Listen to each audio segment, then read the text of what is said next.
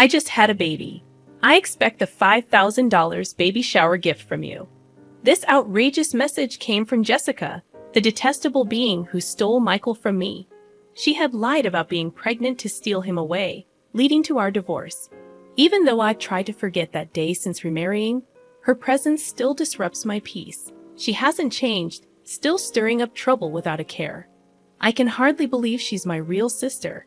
But now that this message has arrived and been seen by John, ignoring it isn't an option. Reluctantly, I agreed to attend the celebration since John suggested we go. John seems to have a plan.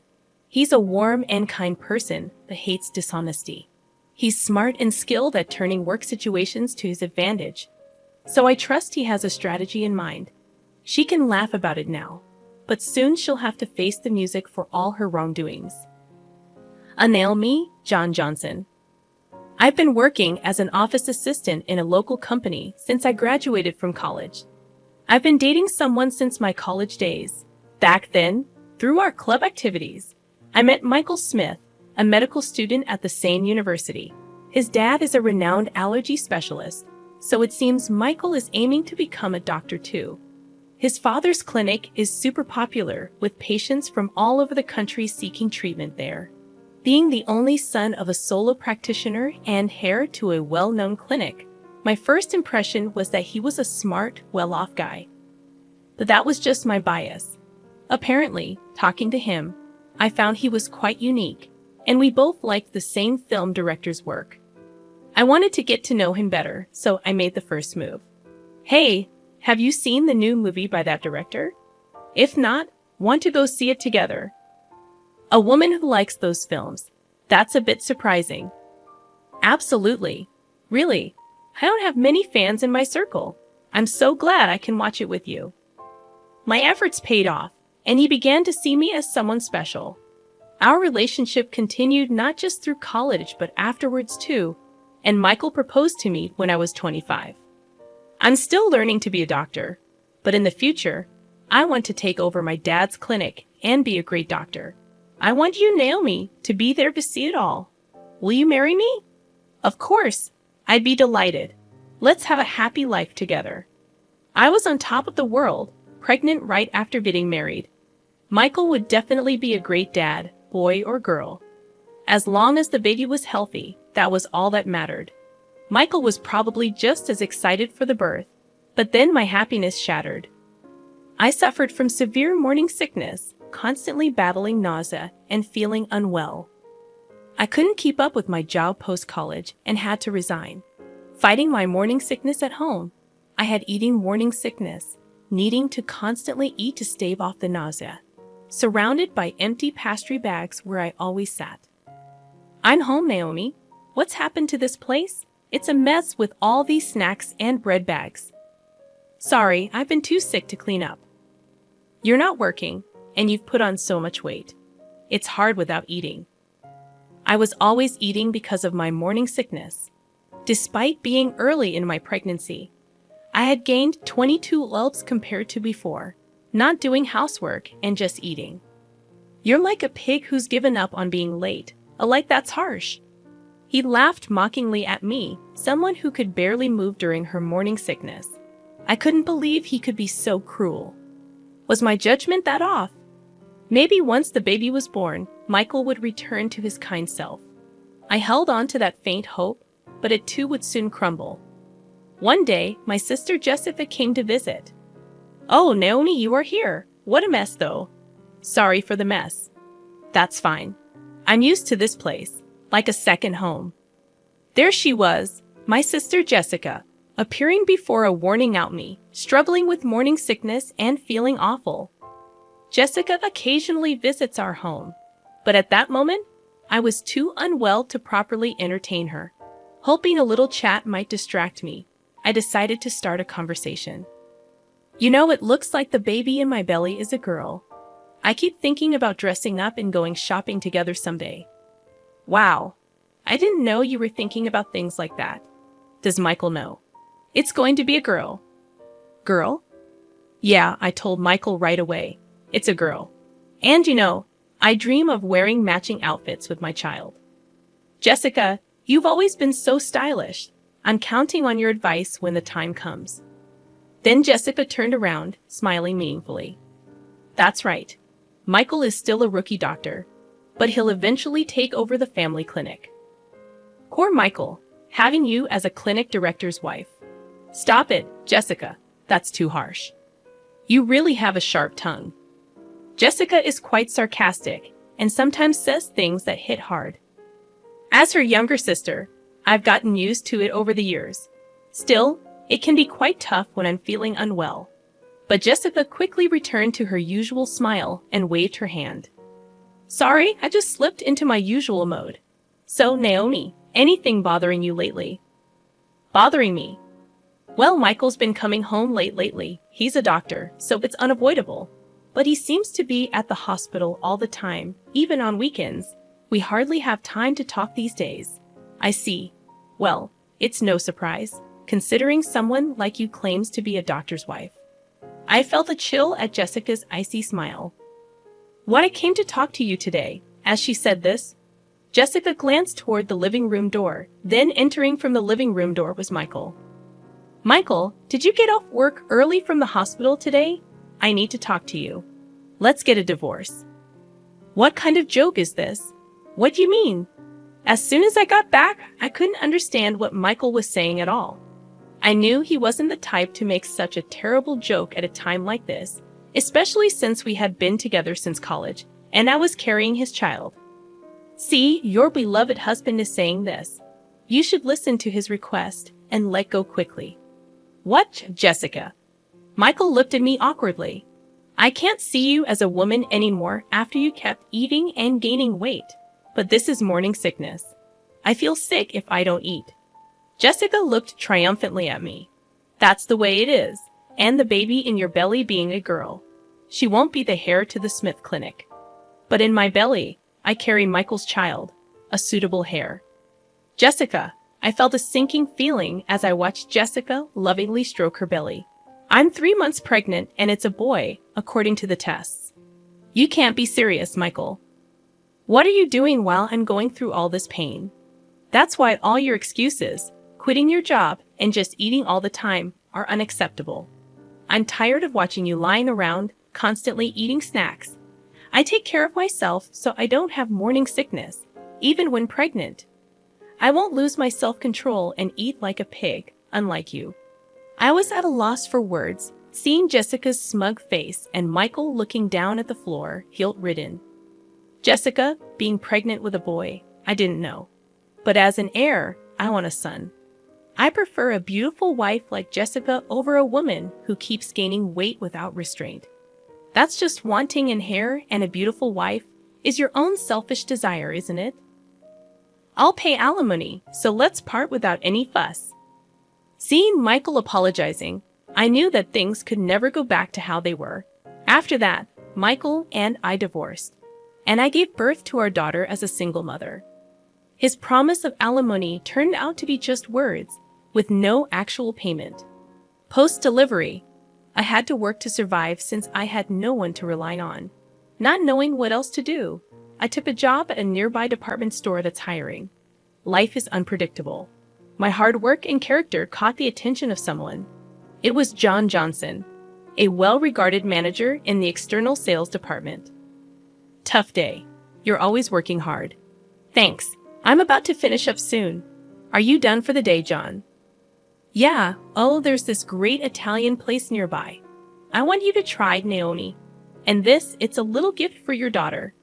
Through light conversations every time we met, we were drawn to each other and began dating, which led to our remarriage. "Naomi, I might be a guy 20 years older than you, but I sincerely want to make you and your daughter happy. Will you marry me?" "Are you sure about me?" "I'd be delighted." Life after remarriage was truly blissful. A gentle husband, my daughter, and I lived a peaceful life. However, I failed to notice the ominous footsteps creeping closer to our tranquil days. One day, Jan had work, but I was off. Just as I thought of having a leisurely tea, an email arrived. It was from Jessica, and the content was shocking. "A baby is born. I'm expecting a $5,000 baby shower gift. A sigh escaped me in front of that curt email.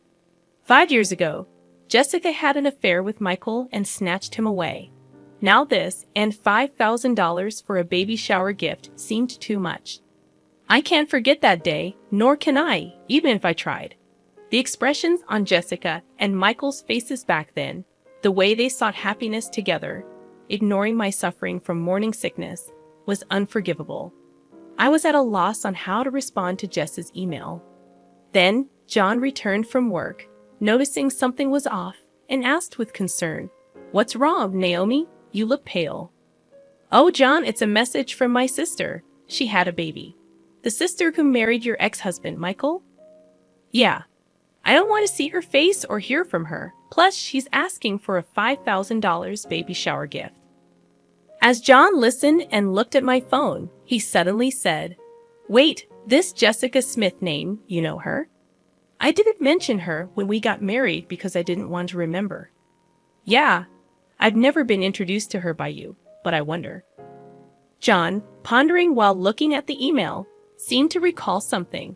"We didn't properly greet her during our wedding, so let's visit her now. Also, I just remembered something I needed to do back at the department store." He then hurriedly prepared to leave, going back to the department store now.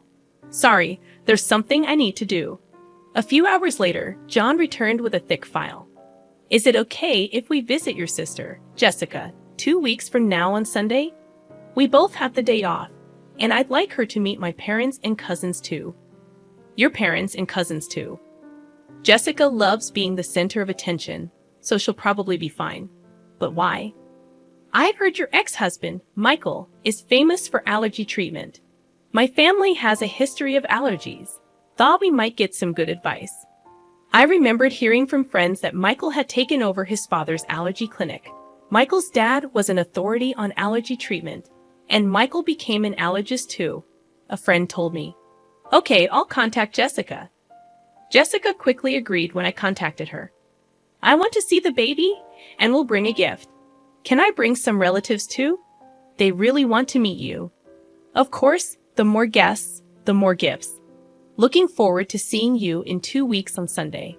2 weeks later, on Sunday, I visited Jessica's house with John, his parents, and relatives, including his cousins, in a quiet residential area. Her stylish house stood next to the clinic, its white walls gleaming.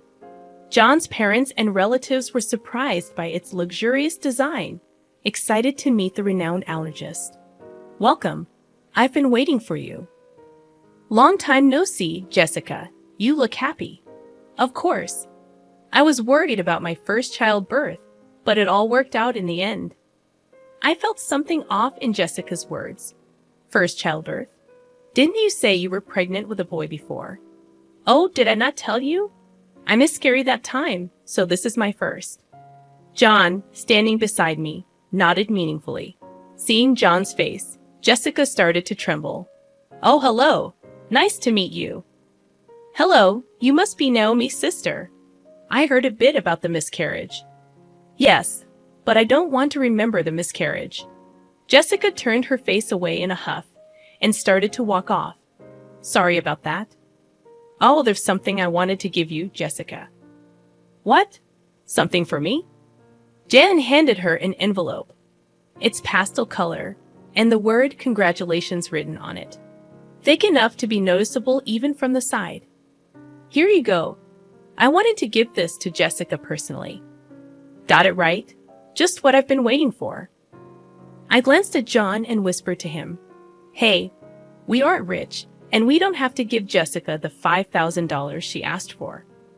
But John, unfazed, pet me off. "It's fine. Trust me. You'll understand if you watch." "What do you mean if I watch?" While we were talking about the envelope, Jessica had already started opening it. "I need to check if it's exactly $5,000. With this thickness, it might even be $10,000. The cute envelope was torn open with a ripping sound. Jessica's face clouded over the moment she opened it. "What's this?" John stepped forward with a salesperson's smile to explain. "Mrs. Jessica Smith, this is a detailed statement of your purchases at the department store over the past 5 years. You said to put it on my tab. and this is the amount you've accumulated to date. What are you talking about? I don't know anything about this. The statement Jessica held listed names of luxury watches and brand bags. Seeing the 5-digit figure in the amount column, I was in disbelief. Indeed, Mr. Michael Smith himself and his parents are valued customers with an external sales card contract. However, with such a high amount, we needed to confirm just to be sure. My husband is the famous allergist, Michael Smith. As the wife of the clinic's director, using 1 or 2 external sales cards is nothing. Is that so? Also, there's something else I personally wanted to verify. John paused before continuing.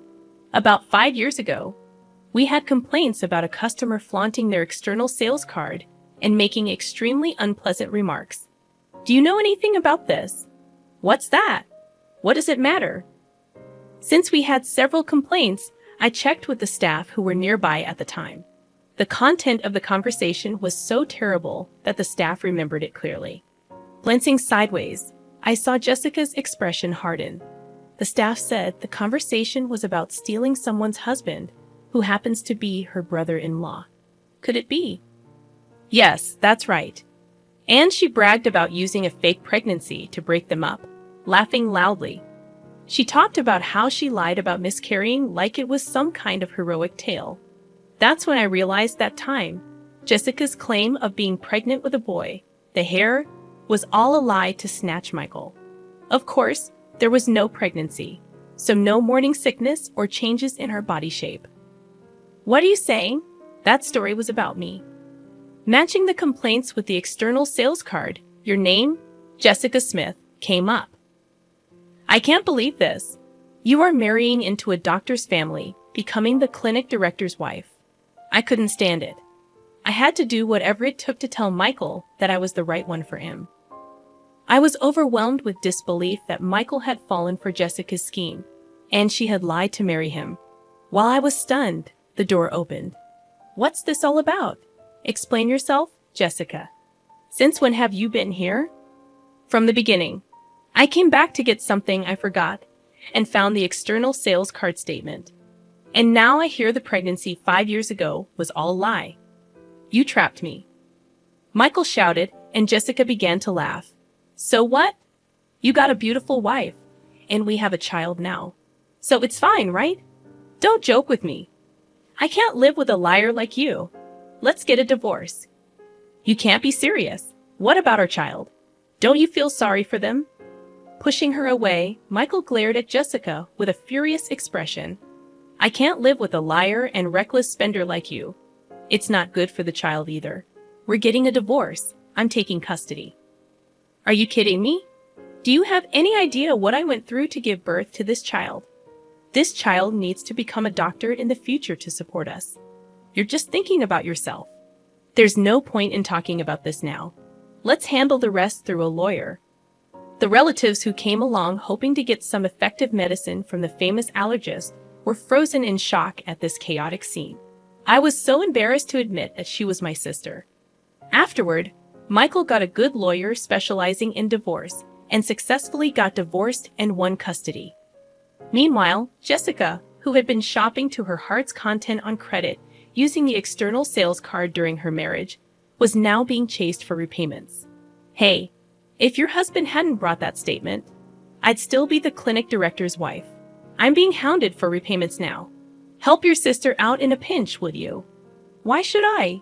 You brought this on yourself, didn't you? And you should pay for your own shopping. Unexpectedly, I got a message from Michael via social media. Hey, can we start over? If Jessica hadn't lied about having a boy 5 years ago, we would have been fine as a couple. I want to see our daughter too. I had forgotten how you left me suffering with morning sickness and mocked me, then cheated on me. After 5 years of no contact, the last thing I wanted was to see his face again. Michael seemed to be struggling to keep the clinic he inherited from his father running. But you can't stop gossip due to the infidelity rumors. Patients stopped coming. The Smith Clinic, which Michael inherited, had a 1-star rating and unbelievable bad reviews on a hospital review site. It seemed only a matter of time before he would have to close the clinic he was so fixated on inheriting. Ironically, he was so obsessed with having a male heir, my husband, daughter, and I continue to live happily as a family. Naomi, are you ready? Shall we head out soon? Yes, I was just remembering how delicious the spaghetti you brought me from that restaurant was back when I was a single mother. Jen used to order from a restaurant for takeout as a way to approach me. Back then, my daughter was small, and since we weren't dating, we never ate at the restaurant, just as colleagues. You had just gotten divorced and were having a hard time, right? I thought even a little bit of delicious food could bring you happiness. It was your kindness that drew me to you, the dish that brought us together back then. It was just my daughter and me eating takeout, but now it's different. I'm happy that we can eat together as a family. Who would have thought that a day like this, going out with you and our daughter, would come?